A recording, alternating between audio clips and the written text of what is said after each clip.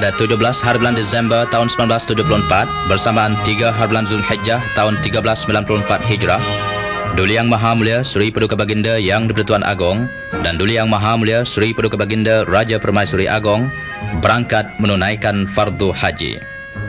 Sebelum berangkat, satu upacara ringkas selamat keberangkatan diraja telah diadakan di lapangan terbang antarabangsa Kuala Lumpur. Perdana Menteri Yang Amat Berhormat Tun Haji Amrul Razak, Timbalan Perdana Menteri Yang Amat Berhormat Datuk Hussein On, Menteri-Menteri Kabinet dan orang-orang kenamaan mengucapkan selamat berangkat kepada Duli-Duli Yang Maha Mulia Sri Paduka Baginda Yang di-Pertuan Agong dan Raja Permaisuri Agong. Doa selamat telah dibacakan oleh Sahibus Samahah Datuk Syekh Abdul Muhsin Haji Saleh, Mufti Wilayah Persekutuan.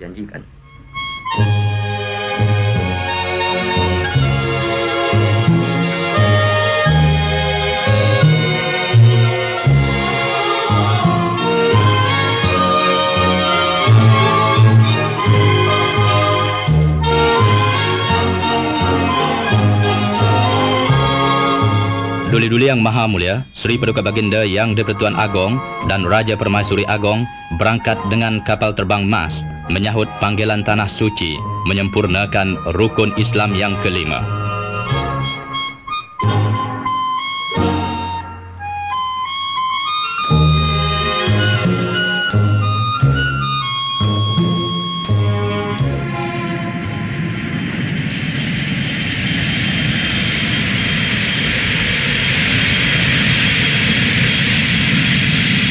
Walillahi 'alan nasi hajjul baiti man istata'a ilaihi sabila.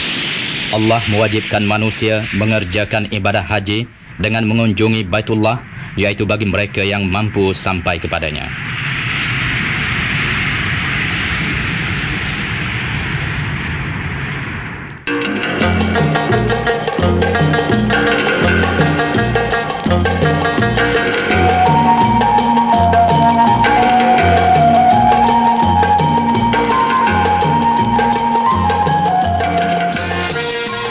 Lapangan terbang antarabangsa Jeddah, Duli-Duli Yang Maha Mulia Sri Paduka Baginda Yang di-Pertuan Agong dan Raja Permaisuri Agong disambut oleh Duli Yang Maha Mulia Al-Malik Faisal dan pegawai-pegawai, Duta Besar Malaysia ke Arab Saudi Tan Sri Datuk Syekh Ahmad Muhammad Hashim, pegawai-pegawai kedutaan Malaysia dan isteri-isteri mereka.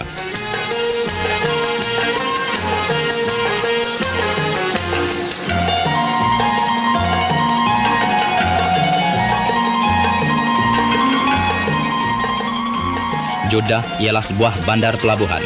Ratusan ribu jemaah haji dari seluruh dunia mengunjungi Tanah Suci melalui Jeddah pada tiap-tiap tahun.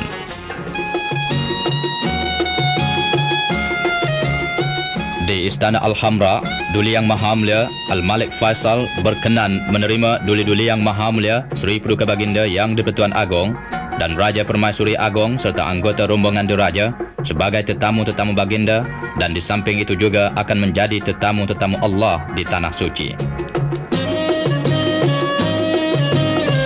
Pada sebelah malamnya, baginda berdua dan anggota rombongan diraja berangkat ke Mekah kerana melakukan tawaf umrah.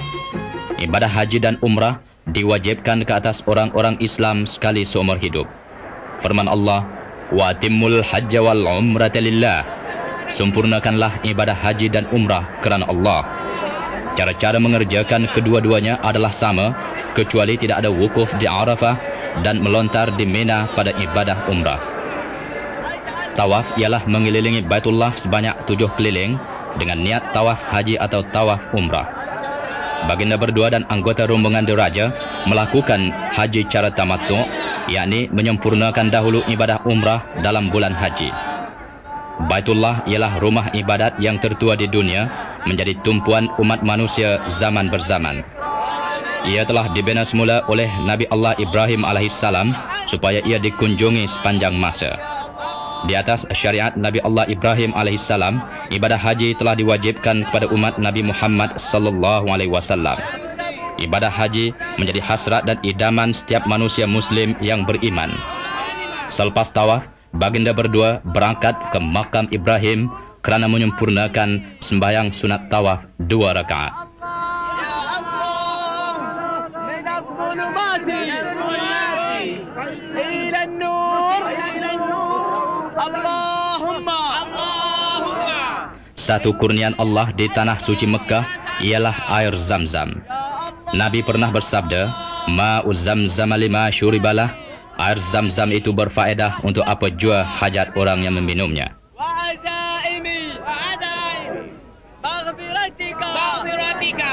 Setelah selesai sembahyang sunat tawaf 2 rakaat, Duli-duli yang maha mulia Sri Paduka Baginda Yang di-Pertuan Agong dan Raja Permaisuri Agong berangkat ke Bukit Safa untuk melakukan sa'i.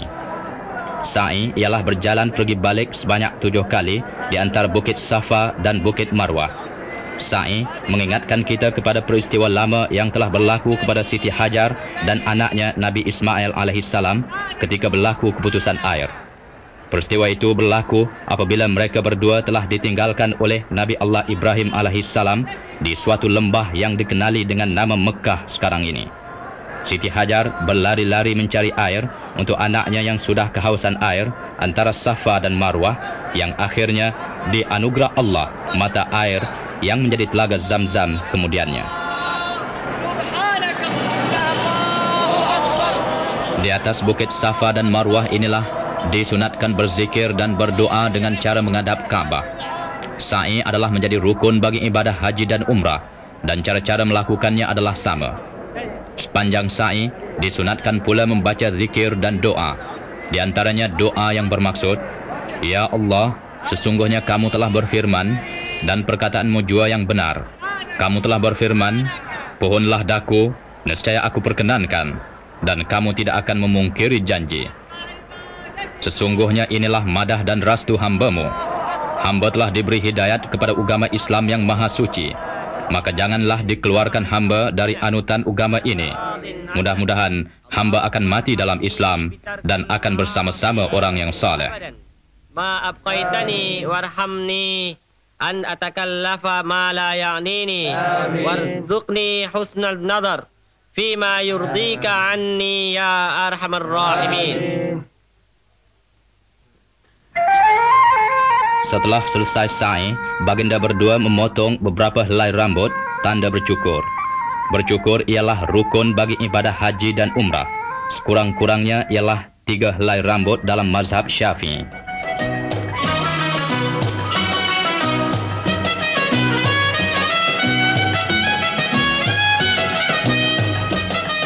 Pada 18 hari bulan Desember 1974, bersamaan 4 hari bulan Zulhijjah 1394 Hijrah, baginda berdua dan anggota rombongan diraja berangkat melawat Madinah Al-Munawwarah.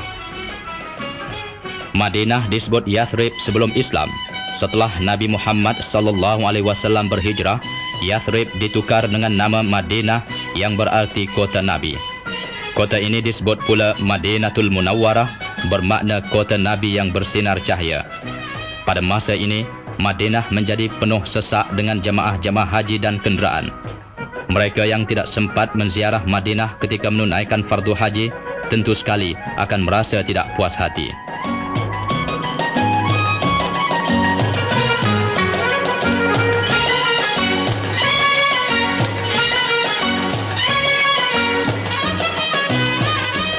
Baginda berdua kemudian berangkat ke Istana Sultanah.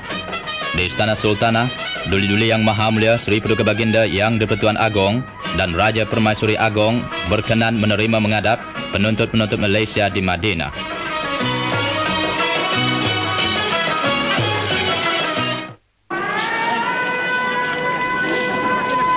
Masjid An-Nabawi atau Masjid Nabi di Madinah ialah masjid yang kedua dari segi fadilatnya. Fadilat sembahyang di masjid ini ialah mendapat ganjaran sebanyak 1000 kali ganda dibandingkan dengan masjid-masjid biasa.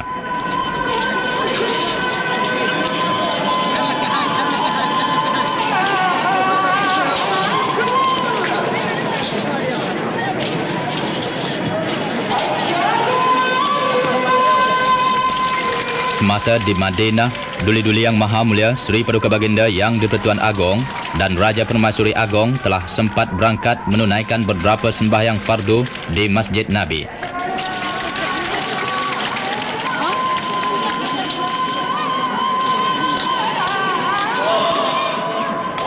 Setiap waktu sembahyang fardu, Masjid Nabi dipenuhi dengan ratusan ribu umat Islam kerana menunaikan fardu sembahyang. Jalan-jalan raya juga penuh sesak kerana ruang-ruang masjid sudah tidak mencukupi lagi.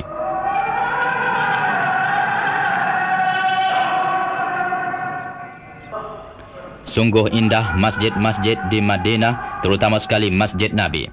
Menara-menaranya mencakar langit, melambangkan ketinggian syiar agama Islam. Dari menara-menara inilah memancar sinar petunjuk dan hidayah Islam. Duli-duli yang maha mulia Sri Paduka Baginda Yang di-Pertuan Agong dan Raja Permaisuri Agong sembahyang sunat tahiyatul masjid dalam raudah ketika melawat Masjid Nabi. Raudah ialah suatu kawasan yang paling istimewa dalam masjid. Letaknya di antara mimbar dan makam Nabi. Nabi pernah bersabda, "Ma baina qabri wa minbari raudatun min riyadil jannah." Ruang antara kuburku dan mimbarku ada suatu taman syurga. Raudah, tempat yang paling afdal, di mana baginda berdua bersembahyang dan berdoa di tempat ini. Kemudian, baginda berdua berangkat melawat makam Rasulullah di tepi raudah.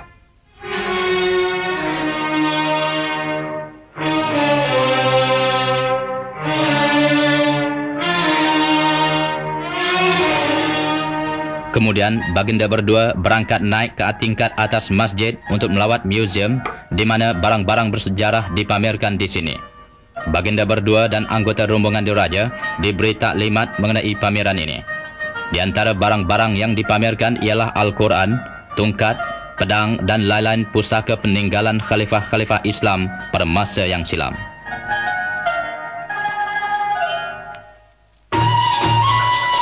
Selepas mendengar taklimat, baginda berkenan menandatangani di atas buku peringatan pelawat-pelawat orang kenamaan.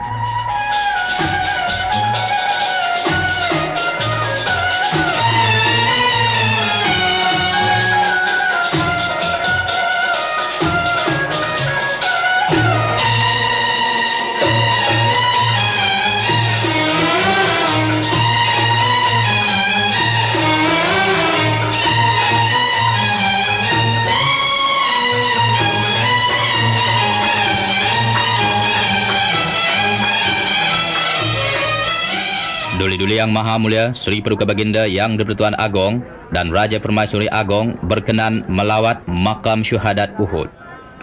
Uhud ialah sebuah bukit di Madinah di mana suatu peperangan di antara musyrikin Quraisy dan tentera-tentera Islam Madinah telah berlaku pada tahun ketiga Hijrah. Ramai pejuang-pejuang Islam yang terkemuka telah gugur syahid di sini. Di antaranya ialah Sayyidina Hamzah, bapa saudara Rasul yang bergelar Singa Allah. Para syuhada itu kemudian dikebumikan di pinggir Uhud ini. Uhud ialah sebuah bukit yang dikasihi oleh Allah dan Rasulullah.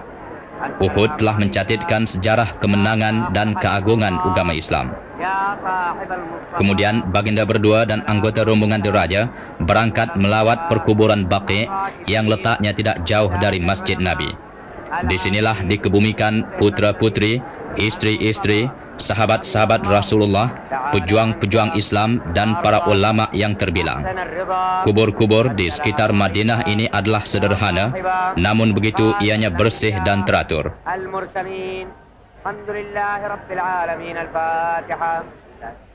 Duli-duli yang maha mulia Sri Paduka Baginda Yang di-Pertuan Agong dan Raja Permaisuri Agong kemudian berangkat melawat Masjid Quba.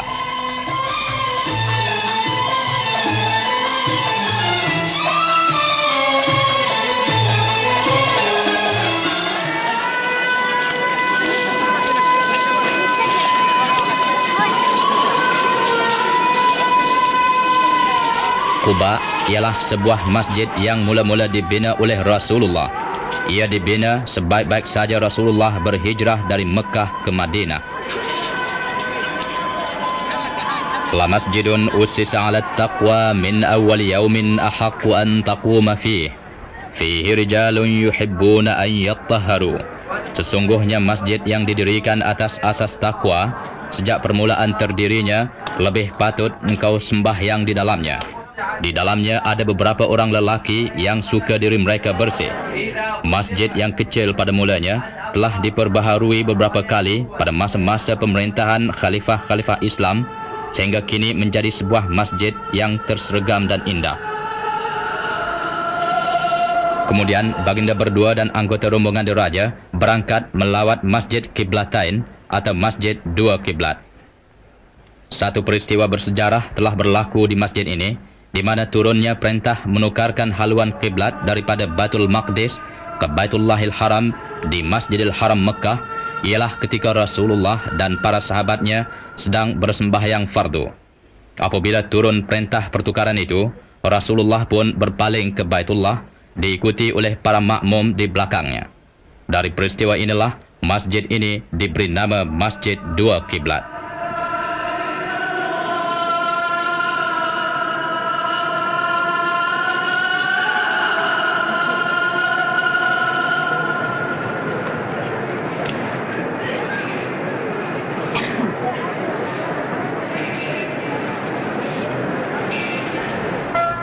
Selepas melawat Madinah, duli-duli yang maha mulia Sri Paduka Baginda Yang di-Pertuan Agong dan Raja Permaisuri Agong berangkat balik ke Mekah.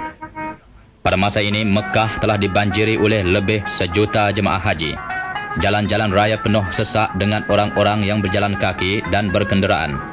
Setiap masa, ada yang pergi dan ada pula yang balik di antara dua tempat, iaitu antara Masjidil Haram dan tempat tinggal sementara masing-masing. Sementara itu, mereka tidak putus-putus berdoa, bertalbiyah dan berzikir ketika duduk, ketika berdiri dan ketika berjalan, memohon agar beroleh keredaan Allah, beroleh kebahagiaan di dunia dan di akhirat. Masjidil Haram sentiasa penuh sesak di sebelah dalam dan luarnya sehingga di jalan-jalan raya. Lebih-lebih lagi ketika fardu sembahyang hampir tiba.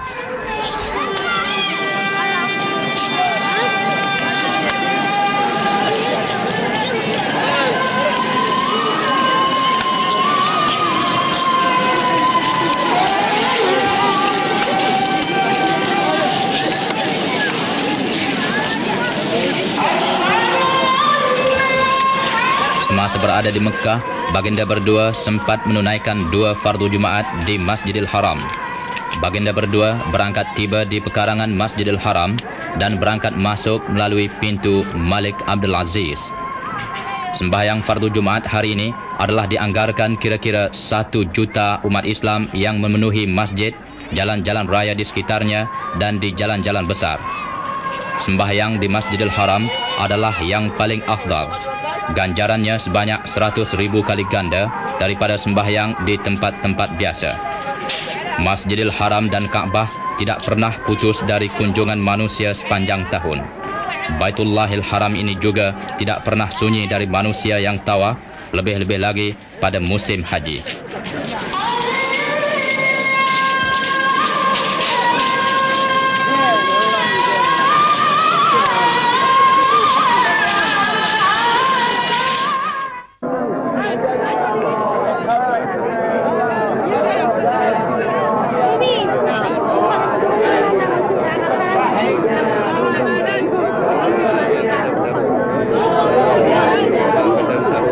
Selain daripada tawaf bagi rukun haji dan umrah, Duli Yang Maha Mulia Sri Paduka Baginda Yang di-Pertuan Agong berangkat melakukan tawaf sunat. Tawaf hendaklah dilakukan 7 keliling, dimulakan dengan membaca Bismillahi Wallahu Akbar, dimulakan pada penjuru Hajarul Aswad dan tamat pada penjuru ini juga. Semasa tawaf, Baitullah hendaklah tentang dengan bahu kiri dan disunatkan membaca sebarang doa. Di antaranya doa yang berarti, Wahai Tuhan, hamba minta berlindung denganmu dari kekufuran, kemiskinan dan kehinaan di dunia dan di akhirat.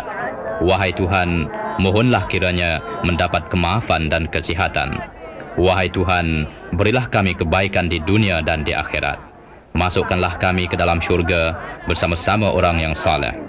Wahai Tuhan yang Maha Mulia, Tuhan yang Maha Mengampun, Tuhan yang memerintah alam. Jika tiada mengalami kesukaran, ciumlah Hajarul Aswad. Di dunia wal akhirah. Allahumma tawaffana Selepas tawaf, disunatkan pula sembahyang sunat tawaf 2 rakaat di makam Ibrahim.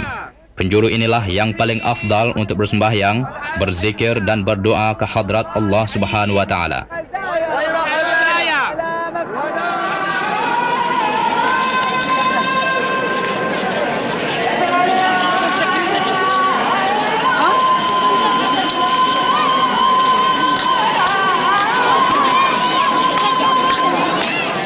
Pada pagi hari Jumat, Duli Yang Maha Mulia Al-Malik Faisal berangkat ke upacara membasuh Kaabah disertai oleh Duli Yang Maha Mulia Sri Paduka Baginda Yang di-Pertuan Agong dan tetamu-tetamu baginda dari negara-negara Islam yang lain.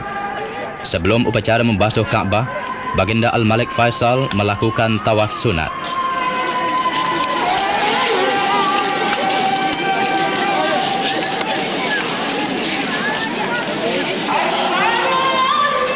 Duli Yang Maha Mulia Sri Paduka Baginda Yang di-Pertuan Agong berangkat turun selepas melakukan acara membasuh Kaabah dengan air Zam-Zam.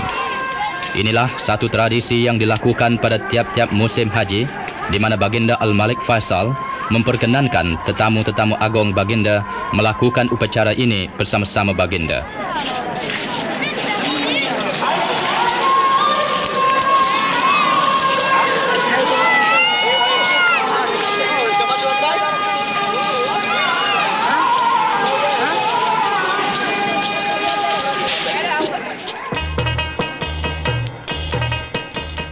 Duli Yang Maha Mulia Sri Paduka Baginda Yang di-Pertuan Agong berangkat ke majlis santapan malam diraihkan oleh Duli Yang Maha Mulia Al-Malik Faisal. Ketua-ketua dan pembesar-pembesar negara Islam yang lain juga dijemput ke majlis Baginda.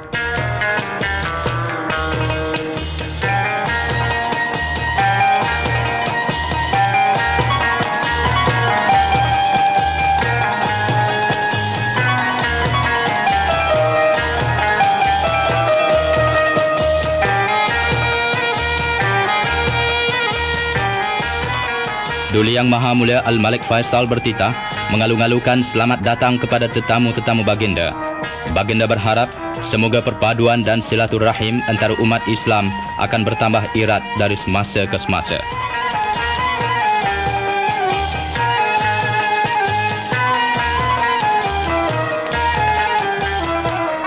Pada pagi 9 hari bulan Zulhijjah, Duli-Duli Yang Maha Mulia Sri Paduka Baginda Yang di-Pertuan Agong dan Raja Permaisuri Agong memakai pakaian ihram.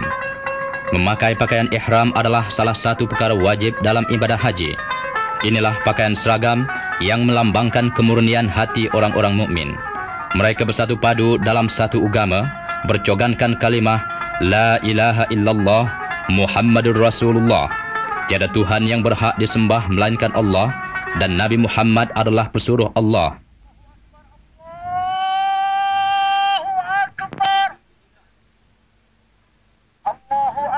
Inilah menara-menara Masjid Namirah di Padang Arafah, masjid yang menjadi rebutan setiap jamaah haji untuk bersembahyang di sini.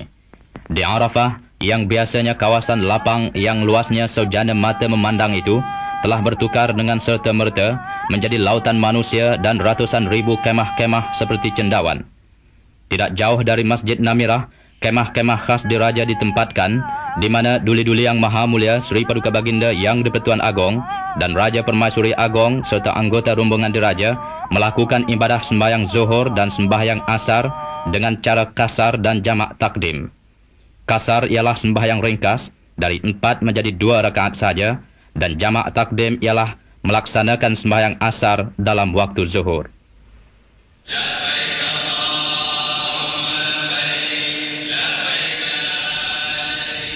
Selepas sembahyang zuhur dan asar, Baginda berdua serta anggota rombongan diraja bertahlil, berwirid dan berdoa dipimpin oleh Tuan Haji Mahmud Naim.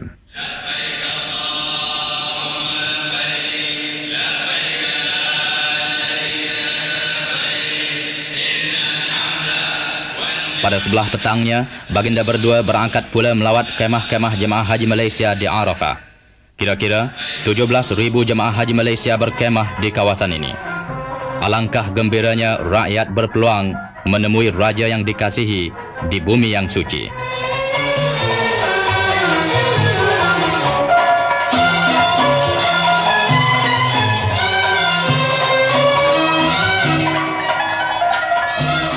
Selepas melawat kemah-kemah jemaah haji Malaysia, baginda berdua berangkat untuk bermalam di Muzdalifah, salah satu daripada perkara wajib haji. Di sini, pada sebelah malamnya, baginda berdua memungut anak-anak batu. Putera-puteri baginda dan anggota rombongan diraja ikut serta memungut anak-anak batu yang akan digunakan untuk melontar pada 3 jamrah di Mina.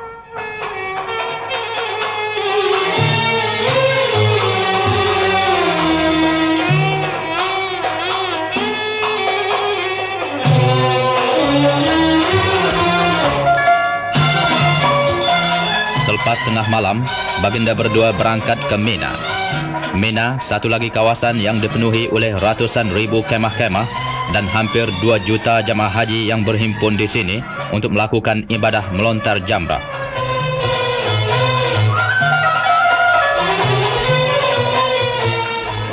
Pada waktu subuh hari raya, Duli-Duli Yang Maha Mulia Seri Paduka Baginda Yang di-Pertuan Agong dan Raja Permaisuri Agong berangkat untuk melontar di Jamratul Aqabah, satu lagi kewajipan dalam ibadah haji.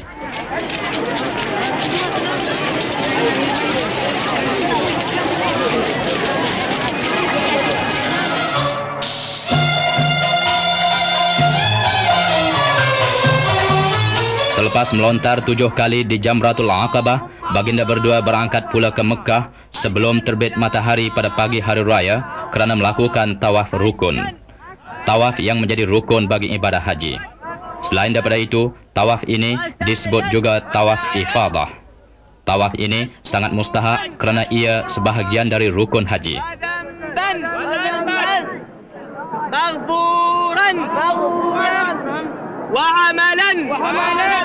Mengucap Hajarul Aswad adalah perbuatan sunat. Hajarul Aswad ialah batu hitam terletak di sudut tenggara bangunan Kaabah. Sudut inilah tempat permulaan tawaf dan tempat kesudahannya.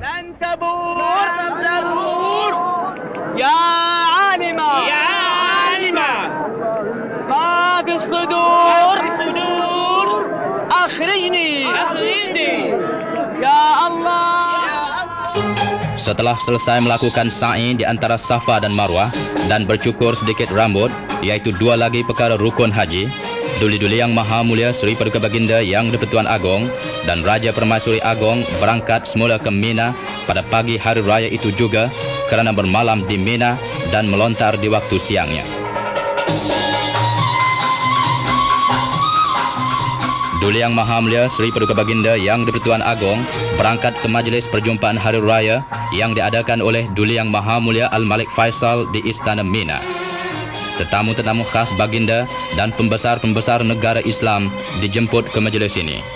Perjumpaan seperti ini diadakan setiap tahun sempena menyambut Hari Raya Adha. Pada tahun ini, Duli Yang Maha Mulia Seri Paduka Baginda Yang di-Pertuan Agong telah diraikan sebagai tetamu khas Duli Yang Maha Mulia Al-Malik Faisal.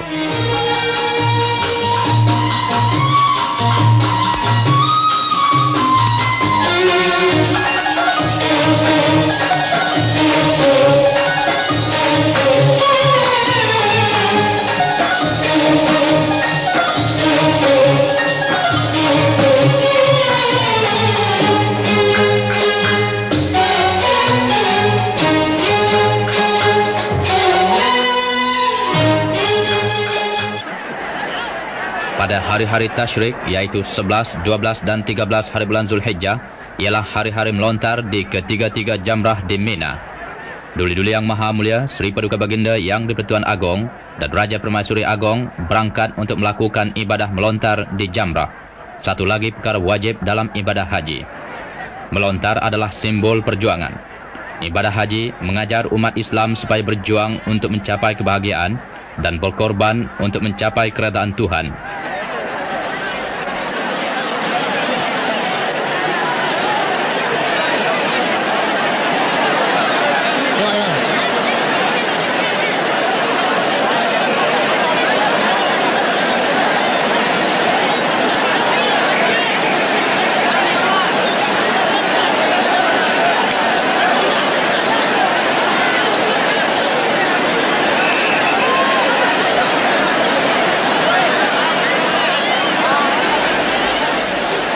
Pada 12 hari bulan Zulhijjah, baginda berdua dan anggota rombongan diraja berangkat semula ke Mekah meninggalkan Mina sehari lebih awal.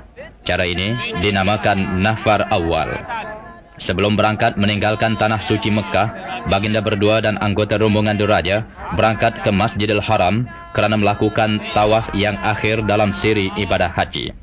Tawaf ini dipanggil tawaf selamat tinggal.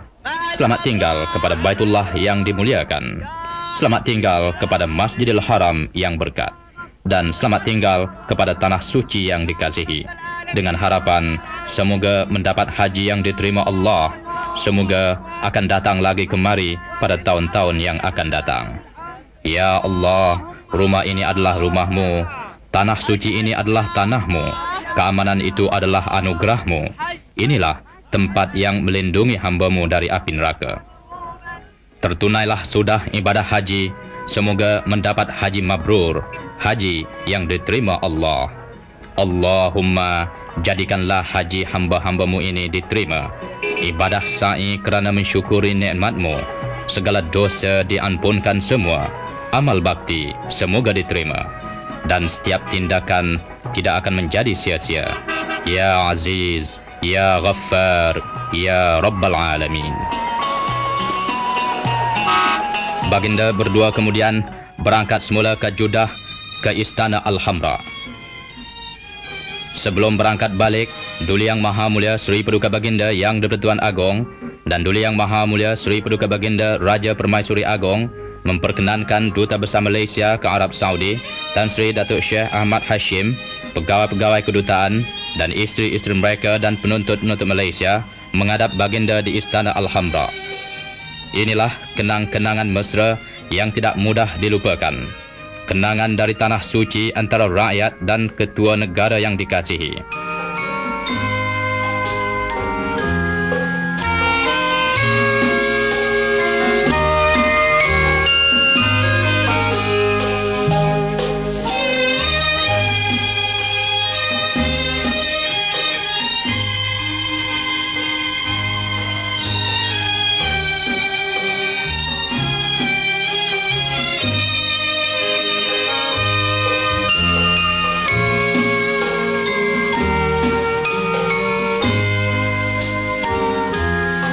Satu kenangan mesra yang tidak dapat dilupakan oleh Duli Yang Maha Mulia Sri Paduka Baginda Yang di-Pertuan Agong ialah di saat pertemuan akhir di antara Baginda dengan Duli Yang Maha Mulia Al-Malik Faisal di suatu majlis selamat perpisahan di Istana Al-Hamra. Inilah majlis pertemuan yang akhir di antara dua ketua negara yang terkenal di dunia dan disanjung tinggi oleh negara-negara Islam khasnya. Minum ucap selamat telah diadakan sebelum Duli Yang Maha Mulia Al-Malik Faisal sendiri menghantar Duli Yang Maha Mulia Sri Paduka Baginda Yang di-Pertuan Agong dan Duli Yang Maha Mulia Sri Paduka Baginda Raja Permaisuri Agong berangkat ke lapangan terbang antarabangsa Jeddah untuk berangkat balik ke tanah air.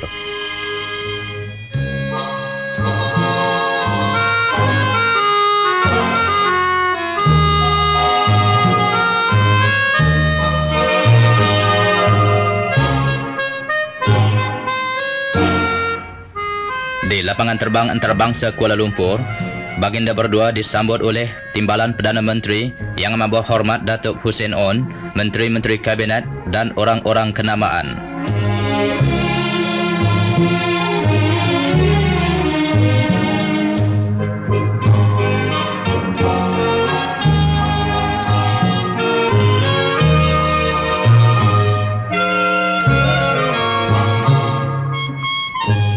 Doa selamat keberangkatan pulang ke tanah air dibacakan oleh Sahibus Samahah Mufti Wilayah Persekutuan Datuk Syekh Abdul Muhsin Haji Saleh.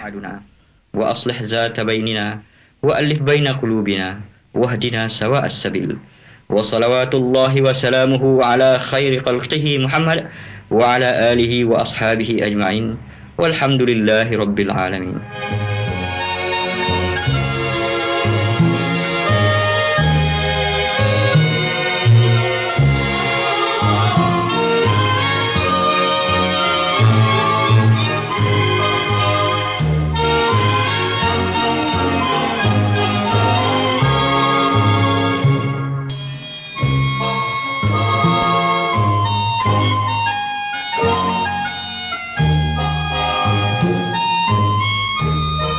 setelah selesai upacara sambutan keberangkatan balik, Duli Yang Maha Mulia Sri Paduka Baginda Yang di-Pertuan Agong dan Duli Yang Maha Mulia Sri Paduka Baginda Raja Permaisuri Agong berangkat balik ke Istana Negara. Tertunailah sudah ibadah haji, membawa kenang-kenangan dari tanah suci. Mekah Madinah meninggalkan kenangan abadi. Haji mabrur, itulah harapan sejati.